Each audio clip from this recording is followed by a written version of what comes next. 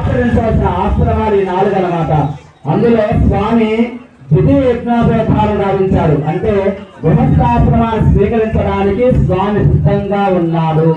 మరి స్వామి సిద్ధంగా ఉంటే కన్య కావాలి కదా, ఒక మంచి అమ్మాయి కావాలి కదా. చతుర్దశ భువనాలు పరిపాలించే స్వామికి చక్కగా ఆలనా పాలన చూసుకోవడానికి ఒక మంచి అమ్మాయిని వెతికి తీసుకురావాలి. కాబట్టి ఈ సమయంలో లోకంలో స్వామి వారి వైభవం తెలిసిన బ్రాహ్మణులు ఎంతో మంది ఉన్నారు. అంటే స్వామి వారి గురించి చెప్పడానికి నిన్నటి రోజున కళావతమ్మ ఎదురుగల మహోత్సవంలో ఆ అమ్మ పోటీగా మా స్వామి అంత మా అమ్మ ఎంత అని వాళ్ళు గాన రూపంలో చూపించారనమాట. వాళ్ళు మాత్రమే బ్రాహ్మణులు మాత్రమే స్వామి వైభవాన్ని చెప్పగలరనమాట.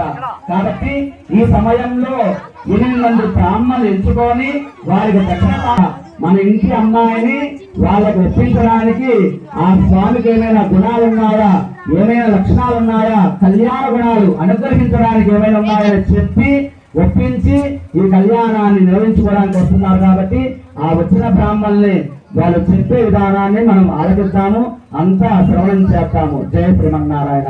దీన్నే ప్రవర అనుసంధానం అంటాము.